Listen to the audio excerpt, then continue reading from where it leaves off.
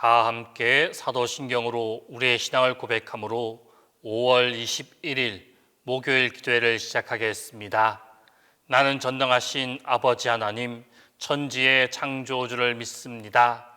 나는 그의 유일하신 아들 우리 주 예수 그리스도를 믿습니다.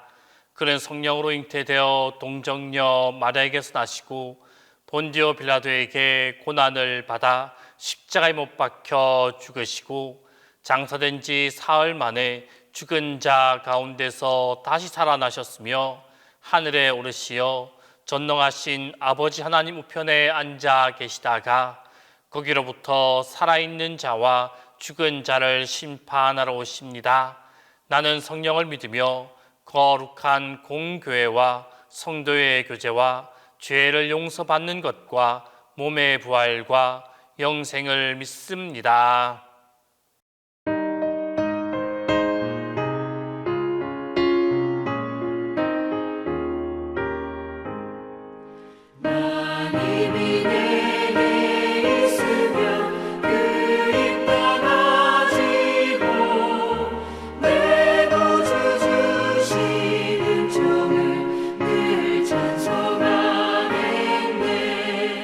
내 은혜로신 하나님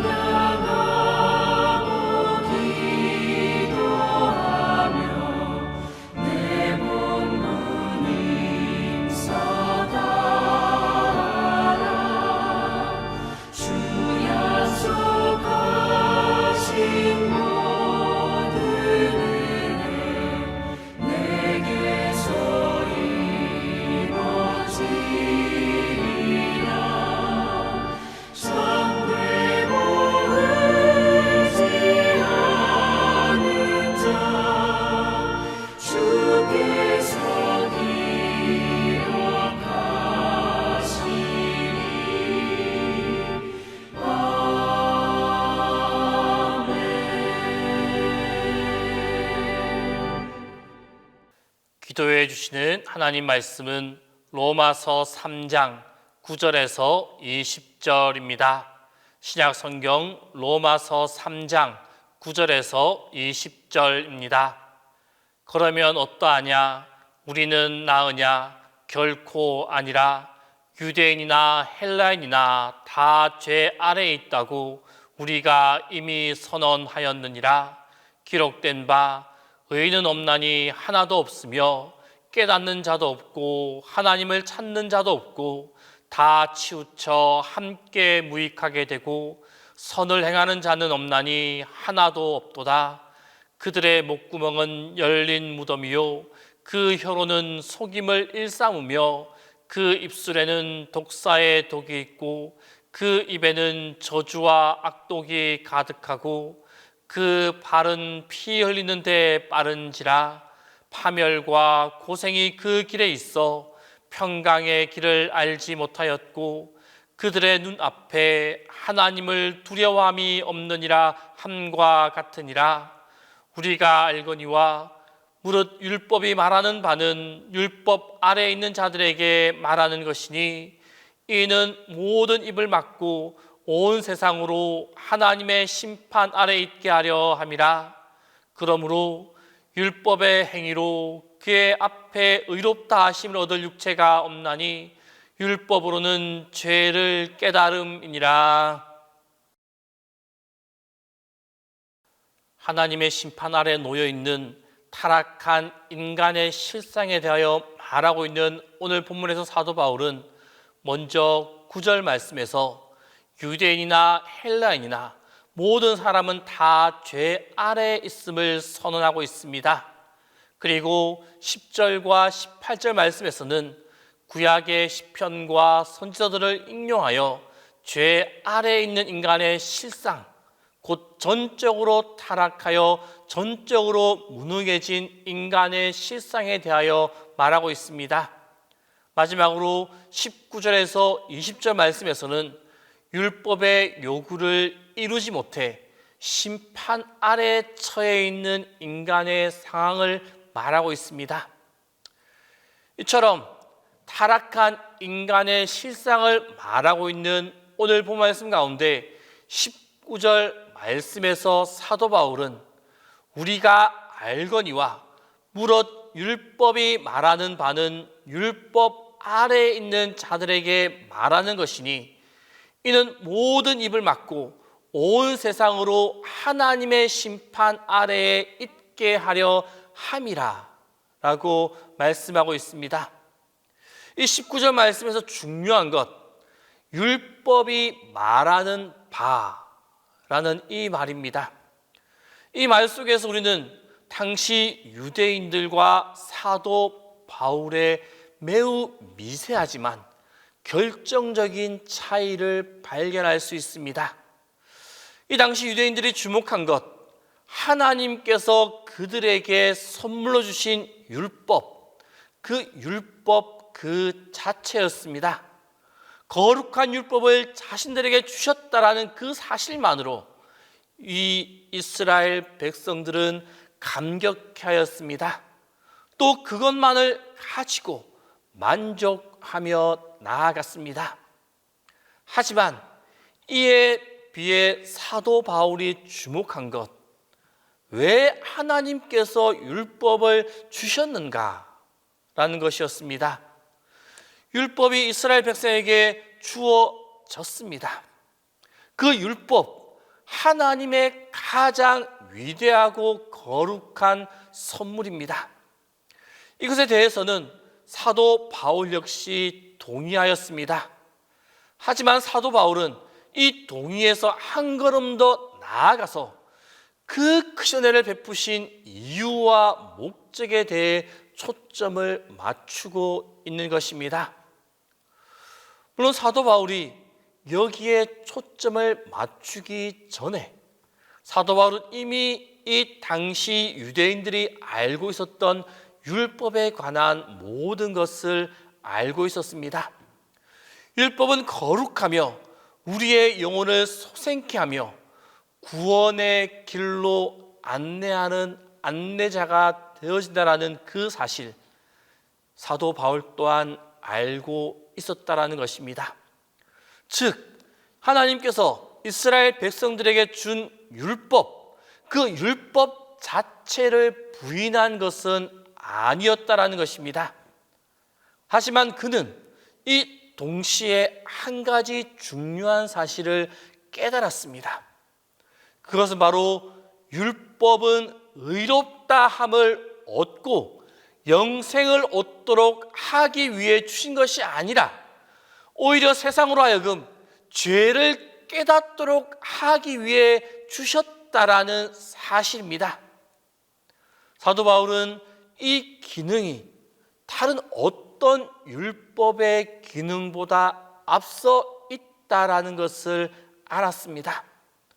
그러므로 오늘 우리가 말씀을 통해 기억해야 하는 것, 바로 우리가 하나님으로부터 은혜를 받는 것보다 왜 하나님께서 그 은혜와 사랑을 나에게 주시는가, 그 은혜와 사랑을 우리에게 주시는가, 그것을 깨닫고 나아가는 것이 훨씬 중요하다는 사실입니다. 정말 이 사실의 중요성을 아시겠습니까? 우리는 이 사실의 중요성을 알아야 합니다. 얼마나 많은 성도들이 이것을 깨닫지 못해서 하나님의 은혜를 받고도 은혜가 전혀 은혜되지 못하는 결과를 낳고 있는지 모릅니다. 가버나움과 고모라를 비교해 보십시오. 고모라, 자기 죄 때문에 망한 도시입니다. 하늘에서 불이 내려와 완전히 지구상에서 사라져 버렸습니다. 그들은 망하기 전에 하나님으로부터 어떤 특별한 은혜도 입지 못했습니다. 이에 비해서 가버나움, 어떤 도시입니까? 이 땅에 오신 예수님의 은혜를 가장 많이 받은 도시 가운데 하나였습니다. 예수님께서는 공생의 대부분을 이 가버나움을 중심으로 보내셨습니다. 그 지역을 중심으로 보내시면서 이곳에 많은 기적과 가르침을 베풀어 주셨습니다. 그런데 이렇듯 많은 은혜를 받은 그들의 태도 어떠하였습니까? 그들이 이 은혜를 은혜로 받았습니까? 이 은혜를 제대로 알고 받았습니까? 그렇지 않았다는 것입니다. 그들은 은혜를 왜 베푸시는 조차 몰랐습니다. 아예 그것에 대해서는 관심조차 없었습니다. 그때 예수님께서 어떻게 하셨습니까? 이 도시를 향해 저주하였습니다. 차라리 소돔과 고모라가 마지막 심판을 견디기 더 쉬울 것이다 라고 말씀하셨습니다. 성도 여러분, 무엇인가 지금 느껴지는 것이 없으십니까? 지금 충격받는 것이 없습니까? 우리는 바로 알아야 합니다. 하나님의 은혜란 쉽게 생각하고 쉽게 받을 수 있는 것이 아니라는 사실입니다. 비록 지극히 작은 것이라 할지라도 왜 하나님께서 나에게 그 은혜를 베풀어 주시는가를 진지하게 생각하고 고민함으로 그 은혜를 받아야 합니다. 어떻게 해야지 그 은혜를 갚을 수 있고 은혜 받은 자답게 살아갈 수 있는가를 고민하고 그 하나님의 은혜를 받아야 합니다. 그것이 바로 하나님의 은혜를 받은 자의 모습입니다. 이것을 깊이 생각하시고 하나님의 은혜에 대한 우리의 생각을 마음 깊이 새로이 정리하는 성도님들이 될 수 있기를 바랍니다. 그리하여 나에게 베푸시는 하나님의 은혜를 진지하게 생각하고 그 은혜의 이유를 발견하고 그 은혜에 합당한 삶을 살아가는 우리 모두가 될 수 있기를 바랍니다. 기도하겠습니다. 우리의 보호자 되시는 주님, 오늘 살아가는 동신의 모든 성도의 삶 속에 주님의 보호하심이 가득하게 하여 주옵소서. 보호하시는 주님의 손이 우리의 삶 속에 넘쳐나게 하여 주옵소서. 그리하여 어려움과 걱정과 고민과 문제들 속에서 넘어지지 않게 하시고 주님의 보호하심으로 굳건히 하나님의 백성의 삶을 살아가는 우리 모두가 되게 하여 주옵소서. 그리하여 우리의 삶 속에 주님의 보호해 주심으로 얻게 되는 기쁨과 즐거움이 가득한 삶이게 하여 주옵소서. 예수 그리스도의 이름으로 기도합니다. 이제는 주님께서 가르쳐 주신 기도를 다 함께 하오니 하늘에 계신 우리 아버지, 아버지의 이름을 거룩하게 하시며 아버지의 나라가 오게 하시며 아버지의 뜻이 하늘에서와 같이 땅에서도 이루어지게 하소서. 오늘 우리에게 일용할 양식을 주시고 우리가 우리에게 잘못한 사람을 용서하여 준 것 같이 우리 죄를 용서하여 주시고 우리를 시험에 빠지지 않게 하시고 악에서 구하소서. 나라와 권능과 영광이 영원히 아버지의 것입니다. 이 시간 합심하여 기도하겠습니다. 첫 번째로는 은혜에 합당한 삶을 살아가는 우리의 삶이 되게 해달라고, 두 번째로는 하나님 말씀을 삶의 기준으로 삼고 살아가는 우리가 되게 해달라고, 세 번째로는 동신교회와 환우들을 위하여 기도하겠습니다. 우리에게 은혜를 베푸시는 하나님, 우리가 주님의 백성으로 하루하루를 살아가면서 하나님 베푸신 은혜를 받으며 나아갑니다. 우리에게 베풀어 주시는 하나님의 은혜를 너무 쉽게 그냥 당연한 것으로 여기며 은혜를 받고 살아오진 않았는지 우리의 모습을 돌아봅니다. 혹 그러한 모습이 우리의 모습이었다라면 이제는 변화되게 하여 주옵소서. 하나님 베푸시는 그 은혜의 이유를 고민하며 그 이유를 발견하는 우리가 되게 하여 주옵소서. 하나님 베풀어 주시는 은혜를 통하여 우리가 어떻게 살아가기를 원하시는지 발견하여 하나님이 원하시는 삶을 살아가는 우리가 되게 하여 주옵소서. 그리하여 은혜 받은 자답게 은혜에 합당한 삶이 우리 가운데 가득 넘치게 하여 주옵소서. 하나님 아버지, 하루하루의 삶의 기준이 하나님의 말씀이 되게 하여 주옵소서. 매 순간 하나님의 말씀에 귀 기울이는 우리가 되게 하여 주옵소서. 다른 말, 다른 음성에 회록되어 따라가지 않기를 원합니다. 하나님의 말씀을 듣는 귀를 열어 주옵소서. 들은 하나님의 말씀대로 살아가게 하여 주옵소서. 하나님의 말씀을 들으며 말씀의 기준을 삼고 말씀대로 살아가는 우리가 되게 하여 주옵소서. 어떠한 순간에서도 흔들리지 않게 하시고 들은 하나님의 말씀대로 살게 하여 주옵소서. 말씀을 듣고 말씀대로 살아감을 통하여 하나님 안에 거하게 하시고 하나님 안에서 하나님의 보호하심과 인도하심의 은혜를 가득히 누리는 우리의 삶이 되게 하여 주옵소서. 동신교회와 함께 하시는 주님, 하나님의 능력 예수 그리스도를 바라보며 의지하며 살아가는 동신의 성도님들이 되게 하여 주옵소서. 부활하사 승천하신 예수 그리스도, 믿음의 주요 온전케 하시는 예수 그리스도를 바라보며 나아가게 하여 주옵소서. 오직 주님만 바라보고 의지함으로 주님을 통해 우리에게 내려지는 하나님의 은혜가, 하나님의 능력이 가득하게 하여 주옵소서.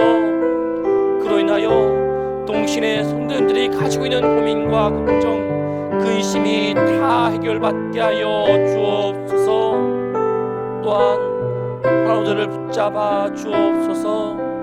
스스로 회복 중에 있는 성도, 육신의 나약함으로 회복 중에 있는 성도, 마음의 나약함으로 힘들어하는 성도님들의 아픔을 기억하여 주셔서 주님의 치유의 손길이 가득하게 하여 주옵소서.